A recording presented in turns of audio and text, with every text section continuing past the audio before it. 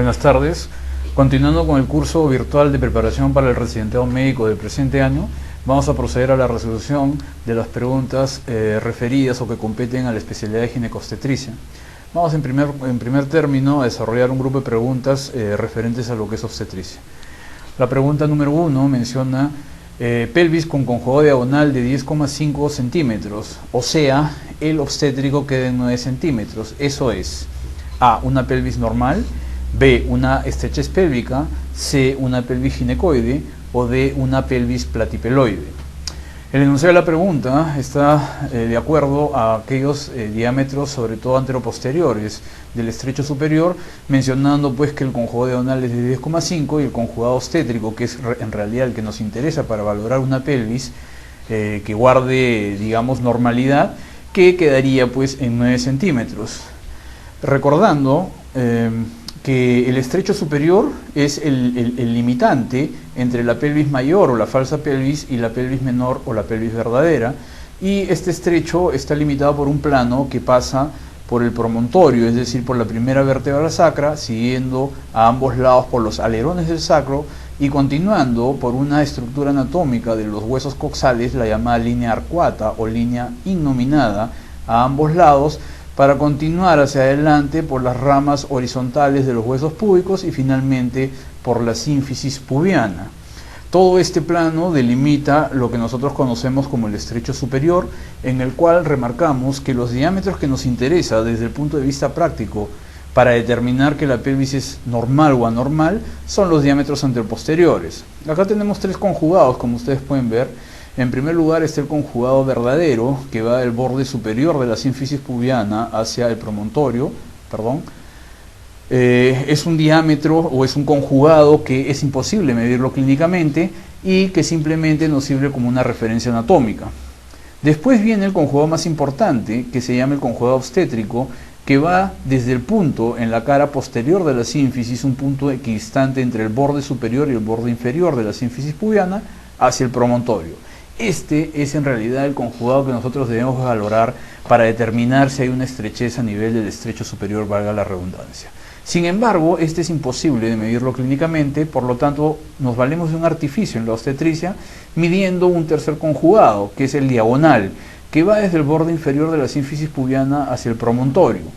Y en este caso, la mayoría de autores aceptan que se puede restar 1 a 1,5 centímetros para obtener el conjugado obstétrico.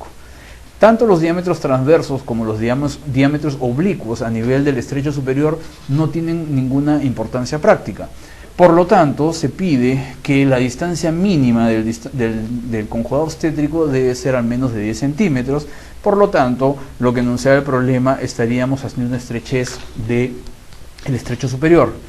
Pero también mencionaban ciertos parámetros que nos hacen recordar la clasificación de Caldwell y Molloy, en las cuales ellos clasificaban las pelvis de acuerdo a sus medidas en pelvis ginecoide, antropoide, androide y en platipeloide.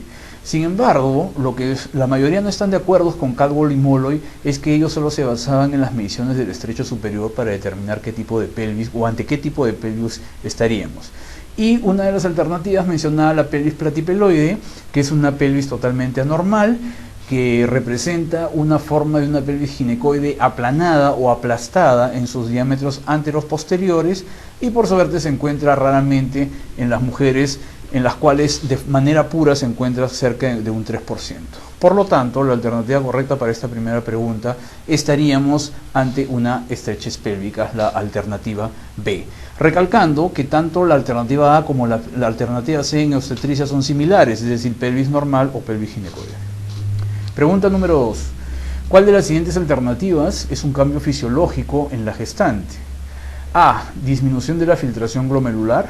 B. Incremento del peristaltismo intestinal. C. Disminución del tamaño de la hipófisis. D. Aumento del volumen residual pulmonar. O E. Un aumento de la frecuencia cardíaca en 10 latidos en la gestante. Para esto nosotros debemos recordar los cambios que normalmente fisiológicamente ocurren en una mujer durante la gestación, cambios que por lo general son aceptados y son equilibrados, en este nuevo estadio de la mujer. Por ejemplo, a nivel del aparato o del sistema urinario, se ve que hay un aumento en el tamaño de la silueta renal, hay dilatación de las pelvis, los cálices y los uréteres, y esto sobre todo supeditado a las acciones de la hormona progesterona producida a nivel de la placenta. Fisiológicamente y funcionalmente se ve que aumenta un filtrado glomerular y el flujo plasmático a nivel del riñón, aumentados muchas veces en 30 a 50%.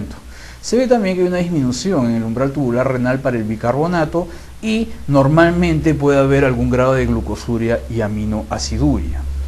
A nivel del tracto gastrointestinal, lo que más destaca es que hay una disminución en la peristalsis a nivel de todo el tubo digestivo, supeditado esto también por la progesterona, pero también por una disminución de una hormona que se produce a nivel intestinal, gastrointestinal, que es la motilina. Además, esto trae como consecuencia una digestión perezosa en las gestantes y esto trae como consecuencia una sintomatología sobre todo de pirosis, un ardor retroesternal que le sube hacia la garganta en la mayoría de las mujeres gestantes. También se ve que por acción de los estrógenos puede haber una hiperemia a nivel de las encías y muchas veces pueden aparecer estas formaciones tipo perladas, rojizas, que se conocen en la odontología como épulis, que muchas veces pueden causar dolor y molestias y a veces requieren pues algún elemento, algún procedimiento quirúrgico para eliminarlas. También es reconocido que durante el embarazo hay mayor propensión al estreñimiento y eso secundariamente haría que sea más frecuente la aparición de los hemorroides. En el sistema endocrinológico se ve que hay un aumento en varias de las glándulas que lo componen. Así se ve un aumento en el volumen, en el tamaño de la hipófisis. Se ve pues que fisiológicamente la gestación prepara a la mujer para que una vez que culmine esta etapa, digamos, fisiológica dentro de su vida, entre a una etapa para alimentar a su hijo con la lactancia materna. Es por eso que se ve pues que las cifras o las concentraciones de la prolactina pueden aumentar hasta unas 10 veces. También hay un aumento de las hormonas tiroideas porque la globulina fijadora o la globulina transportadora de las hormonas de la tiroides se ve pues producida de una manera anómala. Hay también un aumento en el tamaño de la tiroides porque hay hiperplasia de su tejido, aumento de la vascularización, pero nunca se llega a determinar de forma normal que haya una tiromegalia y menos la aparición de nódulos.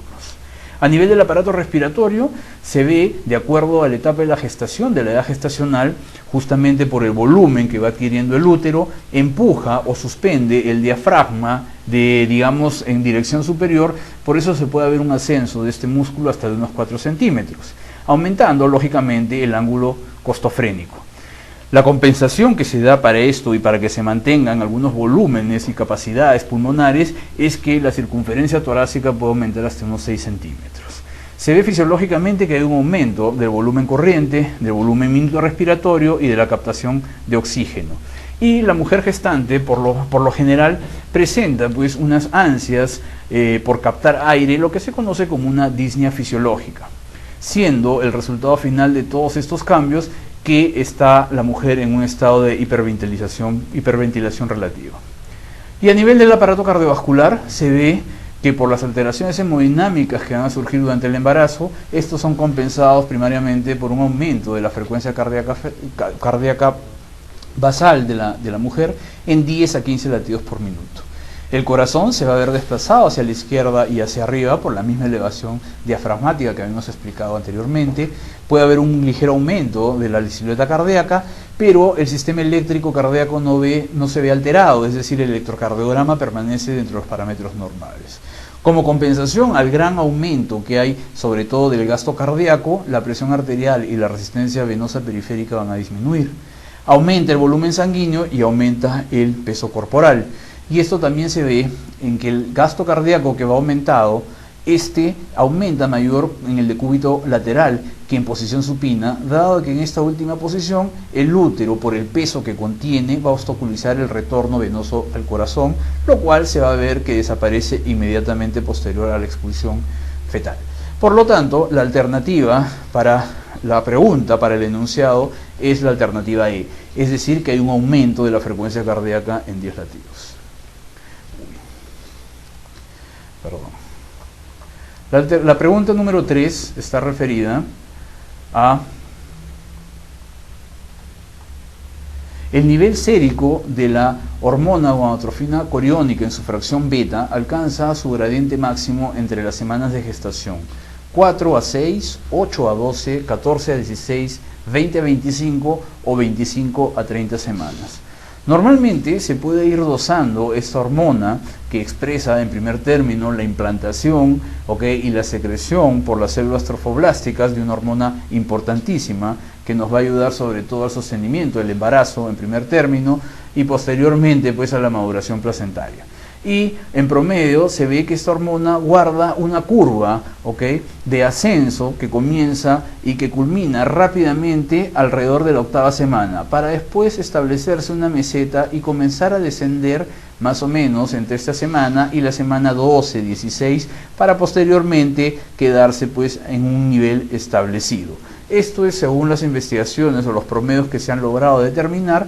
Por lo tanto, el nivel sérico de la gradiente máxima se va a alcanzar a nivel de las semanas entre la 8ª y la 12ª, es decir, la respuesta correcta sería la alternativa B. Pregunta 4. De los parámetros considerados en el perfil biofísico fetal, ¿cuál es el primero en aparecer durante la vida intrauterina? A. El tono fetal. B. Los movimientos corporales gruesos. C. La reactividad cardíaca. D. Los movimientos de la cabeza. E. La dilución del líquido amniótico 4 a 6 semanas. El perfil biofísico fetal está catalogado entre aquellas pruebas para el bienestar fetal y básicamente está dirigido en aquellos casos en los cuales por alguna razón puede haber alguna deficiencia, algún déficit sobre todo de la reserva respiratoria úteroplacentaria. Lógicamente que esto va a estar de la mano con alguna patología materna concomitante, como por ejemplo es la hipertensión inducida por el embarazo, la diabetes o alguna vasculopatía en especial, o por enfermedades propias estructurales de la placenta.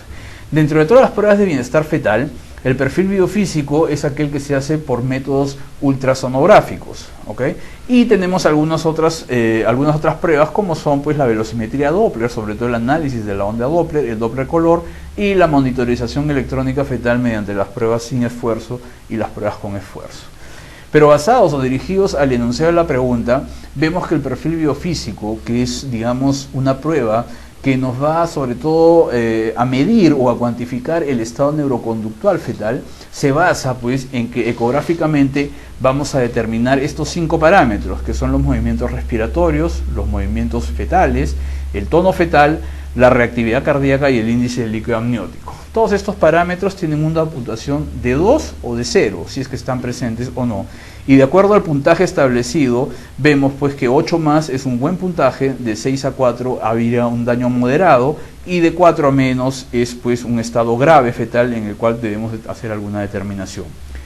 Todos estos parámetros vienen de la mano con una maduración en la cual vamos a determinar que algunos de ellos tienen centros que los gobiernan a nivel del sistema nervioso central, y cada uno de estos núcleos a nivel del sistema nervioso central va a ir madurando de acuerdo a la edad gestacional. Así vemos que el centro que gobierna el tono fetal ya está maduro a las 7 u 8 semanas de gestación, el de los movimientos fetales a las 9 semanas, el de los movimientos respiratorios fetales a las 20 o 21 semanas, y el último centro en madurar es aquel que gobierna la reactividad cardíaca, alrededor de las 26 semanas. Esto es importante conocer porque mientras más temprano maduren estos centros, son menos sensibles a los estados hipóxicos. Es decir, el tono fetal vendría pues a ser el más resistente frente a anoxias hipóxicas, y el centro de la reactividad cardíaca sería el más lábil frente a esta injuria. Por lo tanto, la respuesta correcta es la letra A, el tono fetal. Es el primero en madurar, el primero en aparecer. Pregunta 5.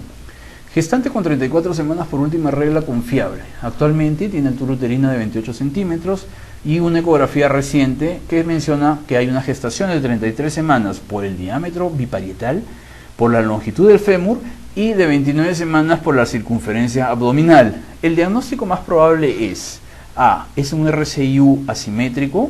B. Es un RCIU simétrico. C. Es un pequeño constitucional. D. Es un RCIU dismórfico. O E. Es un pequeño normal.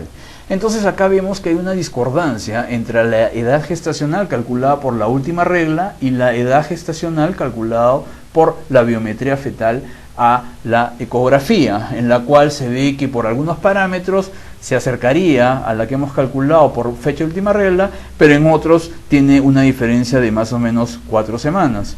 Recordemos que la causa o la etiología de los diferentes tipos de retardo de crecimiento van a estar de la mano, sobre todo en el momento en que actúa la noxa. Recordemos que el patrón de crecimiento fetal se tipifica de 3 formas. En el primer trimestre hay un gran aumento de la celularidad indicado por la hiperplasia. En el segundo trimestre esta hiperplasia comienza a combinarse con una hipertrofia, es decir, el aumento en volumen de las células. Y por último, en el tercer trimestre existe más una hipertrofia. Entonces, cuando los factores causales actúan al inicio de la gestación, me va a dar finalmente un crecimiento simétrico, es decir, un producto pequeño pero concordante. Si las noxas actúan después de la segunda mitad de la gestación, este ya me va a dar un crecimiento asimétrico, es decir, en el cual no hay concordancia, sobre todo entre el crecimiento cefálico y el resto del cuerpo. Recordando que los crecimientos asimétricos básicamente están supeditadas a las insuficiencias placentarias que se pudieran tener.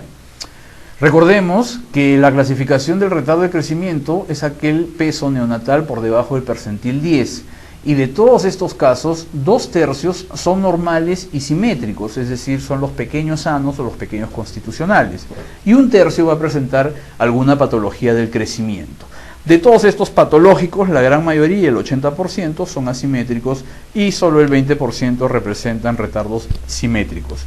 Y para que ustedes vean las relaciones o las diferencias que hay dentro de la clasificación del RCIU, vemos pues que el crecimiento en el asimétrico es aquel en el cual el perímetro cefálico y la talla está en discordancia, es decir, el crecimiento cerebral va a estar conservado, la noxa va a estar tardíamente, generalmente más allá de las 28 semanas, y se ve pues un crecimiento discordante. Lo ideal para hacer el diagnóstico del RCIU es tener una fecha por última regla correcta, como indica el problema, pero nosotros básicamente nos basamos en los datos que obtenemos por la biometría del ultrasonido, es decir, combinando 4 parámetros: el diámetro biparietal, la circunferencia cefálica, la circunferencia abdominal y la longitud femoral. Con estos 4 parámetros nosotros vamos a tener, digamos, una aproximación en cuanto a la edad gestacional.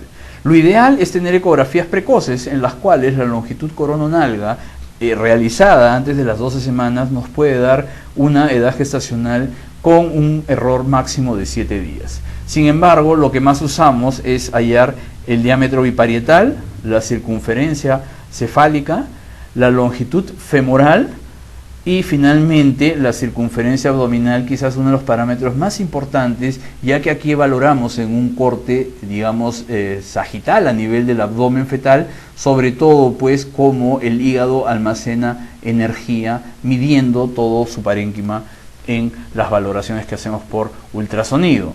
Sin embargo, habíamos mencionado que habían 2 tipos de retardo, el simétrico y el asimétrico. Para el primero es fundamental un cálculo correcto de la edad gestacional y esto, digamos, cruzar la información con los parámetros biométricos al ultrasonido que obtengamos. En el crecimiento asimétrico, lo que nos ayuda mucho son hacer las relaciones, sobre todo entre la circunferencia cefálica y la circunferencia abdominal, y entre la longitud femoral y la circunferencia abdominal. Esto nos van a traer datos que nos van a sugerir discordancia. Y por último, la ecografía Doppler o el análisis de la onda Doppler, sobre todo a nivel de la arteria umbilical y de la arteria cerebral media, nos va a indicar sobre todo el estado hipóxico al cual pueden llegar estos productos. Por lo tanto, la respuesta correcta es la alternativa A, el RCIU asimétrico. Pregunta 6. ¿Cuál es predictor de cromosomopatía en el primer trimestre del embarazo? A, un fémur corto. B, quiste del plexo coroideo. C, onfalocele. D, signo de la banana. O E, la hipoplasia del hueso nasal. Nosotros tenemos reconocidos hoy en día ciertos marcadores ecográficos que nos pueden indicar que el producto puede padecer o no una cromosomopatía.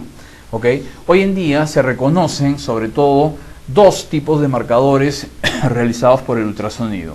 Uno es la sonolucencia nucal o el pliegue nucal, o más conocido como la translucencia nucal, y el segundo ya reconocido es la ausencia del hueso nasal. Sin embargo, están otros, digamos, parámetros ecográficos que se estudian, como son los huesos largos, el fémur, el húmero, el intestino ecogénico, el quiste de los plexos coroideos y la ectasia piélica renal. Sin embargo, los trabajos todavía no han demostrado utilidad como predictores de cromosomopatías. Ecográficamente, lo que hemos mencionado es la medición de la translucencia nucal. Como ven ustedes, este edema que puede ocurrir a nivel de la nuca fetal, medido pues adecuadamente y valorado de acuerdo a las tablas que más adelante vamos a mencionar. Esta translucencia es la apariencia de un acúmulo de líquido que hemos visto en el cuello, por detrás del cuello, y que debe ser valorado en el primer trimestre. Esto se valora no solamente o se deja de lado sobre todo la presencia o el aspecto, ya que incluso este acúmulo de líquido puede tener septos o puede tener, digamos, no un patrón tan homogéneo. Lo más importante es valorar la distancia que existe entre pues digamos acá, el edema o el acúmulo. Como ustedes ven acá, incluso parecería que no fuera líquido lo que hubiera acá entre las dos marcas del caliper a la ecografía, pero nosotros lo que valoramos sobre todo es la distancia entre ellos. ¿Por qué? Porque los trabajos han demostrado que el corte o el sesgo es de hasta 3 milímetros, es decir, todas las mediciones que sean menos de 3 milímetros los valoramos como una translucencia nucal fetal normal. Y esto nos ayuda a ver cuál es el riesgo de cromosomopatía, porque cuando superan los 3 milímetros la translucencia nucal, comienza a aumentar el riesgo para una cromosomopatía, como ustedes ven, de 21%, y cuando es más de 6 milímetros, ese producto puede estar afectado en un 65%. El otro parámetro que se ha determinado, digamos, como un predictor de cromosomopatía, es el relacionado con la ausencia del hueso nasal. Esto se ha visto sobre todo en aquellos individuos que padecen el síndrome de Down, es decir, la trisomía 21, ¿Por qué? Porque acuciosamente se comenzaron a ver en los estudios post-mortem que casi la mitad de estos individuos presentaban pues una ausencia de la osificación o presentaban una hipoplasia del hueso nasal. Entonces se comenzaron a hacer estudios y sobre todo este hueso debe ser valorado en el primer trimestre entre las 11 y las 14 semanas, demostrándose pues que había una asociación cuando no se encontraba la osificación correcta de este hueso y sobre todo con la trisomía 21. Nosotros podemos valorarlo por métodos ecográficos tomando el perfil de la cara fetal y podemos ver pues acá en esta zona que se llama la glabela la osificación del hueso nasal continuando pues con el hueso frontal. Acá por ejemplo se puede ver un hueso nasal hipoplásico, ciertamente acá pues una osificación totalmente no continua. Y acá otras valoraciones que se puede ver el hueso nasal totalmente osificado en esta lámina, mientras que acá se presenta una hipoplasia y acá vean que continuando con la frente o lo que sería el hueso frontal de la calota, a nivel de la naricita no existe osificación del hueso, es decir, hay una ausencia. Entonces la respuesta sería la alternativa E, una hipoplasia del hueso nasal. 7. ¿Cuál es la causa más frecuente de aborto antes de las 12 semanas? A, una incompetencia del orificio cervical interno. B, un síndrome antifosfolipídico. C, anomalías cromosómicas. D, infecciones urinarias. O E, insuficiencia del cuerpo lúteo. Ciertamente todas estas causas o todas estas alternativas pueden finalmente derivar en la pérdida del embarazo, es decir, de un aborto. Sin embargo, acá nos preguntan, o el problema nos menciona cuál es lo más frecuente. De entre las causas del aborto, reconocemos que la mayor parte, casi representan el 60% de las causas embrionarias. Y de estas, de lejos, son las cromosomopatías las que comandan pues, en gran frecuencia las posibilidades de que se pierda un embarazo. De entre las cromosomopatías reconocidas están sobre todo a la cabeza el grupo de las aneuploidías, es decir, aquellas alteraciones cromosómicas en el cual puede sobrar un cromosoma en alguno de los grupos o faltar alguno de ellos. Por eso tenemos las trisomías y las monosomías. Pero también las poliploidías, es decir, aquellas entidades cromosómicas en las cuales ya no hay un número diploide de cromosomas a nivel de las células, sino triple o tetraploidías, estas también condicionan pérdidas de la gestación. Si nosotros vemos cómo son los cariotipos demostrados con anormalidad en los productos, aquellos productos perdidos, vemos pues que de lejos el 60% corresponden a trisomías autosómicas, dentro de los cuales pues está la trisomía 21, el síndrome de Down, la 18, la 13, es decir, el Edwards, el Patau, etcétera, etcétera, y algunas otras trisomías menos frecuentes. Y el 20% está pues comandado por la monosomía sexual, es decir, el X0, el síndrome de Turner, que como entidad solitaria es definitivamente la más frecuente relacionada con la pérdida del embarazo. Y la quinta parte está pues supeditada a las diferentes poliploidías que pudieran presentarse. Por lo tanto, la respuesta a la pregunta 7 sería C, las anomalías cromosómicas. Pregunta 8. La visualización ecográfica del signo teta en la membrana amniótica es indicativo de embarazo monocoriónico, bicoriónico, bicigótico, ectópico o frustro. Entonces acá vamos a ver que este signo a la ecografía va a estar en relación sobre todo a lo que nosotros conocemos como el embarazo múltiple y en este caso el embarazo de dos fetos. Por lo tanto, las alternativas que podrían incluir la respuesta para esta pregunta serían las tres primeras, es decir, el monocoriónico, bicoriónico o bicigótico, ya que el embarazo ectópico no tiene nada que ver con esta visualización y el embarazo o aborto frustro viene a ser pues una pérdida del embarazo que ha permanecido más de 8 semanas sin ser expulsado dentro del útero. Para esto tenemos que nosotros comprender cómo es que ocurre la placentación en un embarazo múltiple. El embarazo múltiple puede ser de dos tipos cuando estamos hablando de dos fetos, un monocigótico o un disigótico. El disigótico implica que ha habido la fecundación de dos ovocitos diferentes por dos espermatozoides diferentes. Esto es lo que comúnmente se conocen como los mellizos. Por lo tanto, se derivan de huevos diferentes y lógicamente cada uno va a tener pues un corión y un amnios.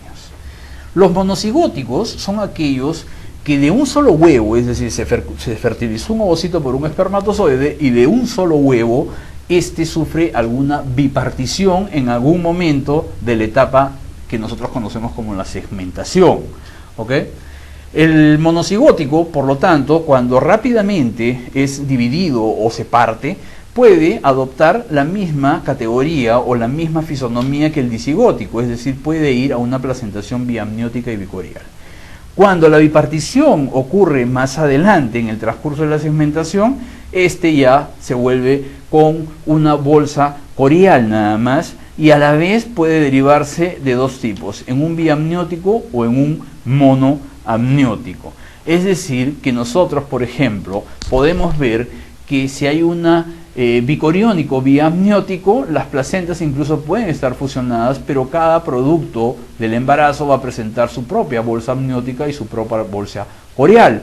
O pueden estar totalmente separadas las placentas y lógicamente cada uno va a presentar a su bolsa. Sin embargo, cuando las particiones son más adelante, ¿okay?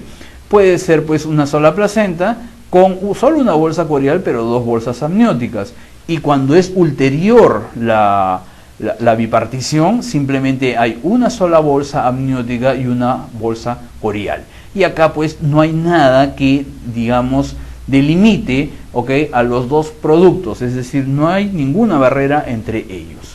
Cuando nosotros hacemos las valoraciones tempranas, ecográficas de un embarazo doble, podemos tener este aspecto entre, digamos, la limitante de las dos membranas de los dos productos. Acá delgadamente que va hacia la placenta y no forma ningún tipo de ángulo, es decir, es una, digamos, imagen, un signo en teta, representando la letra T. Y acá, como ustedes pueden ver, acá a nivel de la base placentaria se ve un ensanchamiento como una cuña y esto representa sobre todo aquella letra del alfabeto griego reconocida como la lambda y esto nos indica pues una bicoriosidad a diferencia del anterior. Es decir, que este signo ecográfico reconocido como teta identifica una gestación monocorial. Se refiere pues a aquel ángulo de 90 grados que forma la fibra membrana interfetal con la placenta. Si solo visualizamos una placenta, la mejor forma pues de establecer la corionicidad es con el signo lambda o el twin peak, como se conocen sus siglas o en sus, digamos, sus palabras inglesas. Y esto pues debemos de valorarlo sobre todo antes de la semana 20ª de la gestación, porque posteriormente es un poco difícil. Por lo tanto, el signo teta aparece en aquellas gestaciones monocoriónicas. Pregunta 9.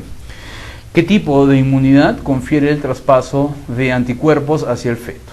A. Una actividad natural, una inmunidad activa natural. B. Una pasiva natural. C. Una pasiva artificial. D. Una activa artificial. O E. Una primaria. Cuando nosotros vemos lo que es inmunidad o inmunología, sabemos pues que podemos tener una inmunidad innata, es decir, nacemos con eso, y generalmente eso se puede dar no solo con anticuerpos, sino con algunos elementos celulares que nos protegen, sobre todo de gérmenes o de algunas noxas que pudieran hacernos daños. También existe la inmunidad adaptativa, y esta inmunidad es aquella que la podemos disgregar en dos tipos, la natural y la artificial. La natural, a su vez, se deriva en dos tipos. La pasiva, que generalmente está indicado por el pasaje de inmunoglobulinas a través de la madre mediante pues la barrera placentaria y que llegan a través del cordón umbilical hacia el producto. Y la natural activa es cuando nosotros entramos en relación con un germen sobre todo y nuestro aparato inmune responde a esto creando anticuerpos. Y en cuanto a la inmunidad adaptativa, puede ser artificial de dos tipos, que es la pasiva, transferencia de anticuerpos, como por ejemplo pueden ser pues con aquellos preparados farmacológicos, inmunoglobulinas contra algunas entidades reconocidas, o puede ser pues mediante las vacunaciones o las inmunizaciones. En este caso sería ya una inmunidad adaptativa artificial de forma activa. Por lo tanto, la respuesta a esta pregunta de la inmunidad por los anticuerpos maternos hacia el feto es la alternativa B, es decir, es una inmunidad pasiva natural. Pregunta 10. La presentación más frecuente en el embarazo gemelar es A. Cefálica, B. Cefálica transversa, C. Podálica, D. Cefálica podálica o E. Transversa. Esto se está refiriendo ya a un tema que hemos tocado en una pregunta anterior sobre lo que es el embarazo múltiple, y en este caso el embarazo múltiple que contiene dos productos, es decir, dos fetos. Entonces, cuando nosotros tenemos un embarazo múltiple, lo que nos va a preocupar en primer lugar es llegar al diagnóstico, pero una vez que tenemos el diagnóstico vamos a ver cómo hacer el manejo de la vía del parto. Lógicamente que para esto va a depender de la edad gestacional, del peso estimado para los dos productos, pero sobre todo de cómo es la combinación de la presentación de los fetos. Y acá está reconocido por métodos estadísticos que el tipo o las combinaciones de presentaciones a la cabeza, con un 40% aproximadamente, es que los dos productos se presenten en forma cefálica. Después sigue la combinación del primer feto en cefálica con el segundo en pelviana o en podálica con el 26%, después el primero en pelviana con el segundo en cefálica, el 10%, que tiene la misma frecuencia cuando los dos fetos se presentan de forma podálica, para después establecerse cualquier tipo de combinación, como por ejemplo el cefálico transverso con un 8%. Por lo tanto, la respuesta a la pregunta 10 sería la alternativa A, en la cual la presentación más frecuente de ambos fetos es la combinación de los dos en cefálica. Pregunta 11. Al tacto vaginal, ¿cuál es el punto de referencia en la presentación de cara del feto? A, el occipucio, B, la bregma, C, el mentón, D, la frente o E, la nariz. Para esto nosotros tenemos que reconocer los llamados puntos toponómicos o los puntos referenciales, o también conocidos como los puntos guía. Y esto va de la mano sobre todo con aquellas denominadas distocias de actitud, que también las conocemos como las deflexiones, ¿ok? Acá tenemos tres tipos de flexiones. En primer lugar está la de primer grado, también reconocido como la presentación de Bregma, en el cual el feto va a abordar el canal del parto en una actitud neutra, ofreciendo al tacto vaginal la fontanela mayor, o también llamada la fontanela bresmática, o también el conocido como sincipucio. Acá el feto va a ofrecer el diámetro occipito frontal, que aproximadamente mide 12 centímetros, y el diagnóstico básicamente se basa en el tacto vaginal, identificando la fontanela bresmática. Ese es su punto guía o toconómico. Y generalmente, clínicamente, nos puede avisar esto porque la paciente entra muchas veces en un trabajo de parto disfuncional. Sin embargo, con la progresión del feto a través del canal del parto, los elementos, digamos, de mayor firmeza o mayor dureza en el canal hace que finalmente, pues, el feto adopte la posición de flexión adecuada y finalmente sea expulsado de vértex u occipucio. La segunda presentación es, en esto de las disocias de actitud, es la deflexión de segundo grado, o también la conocida presentación de frente.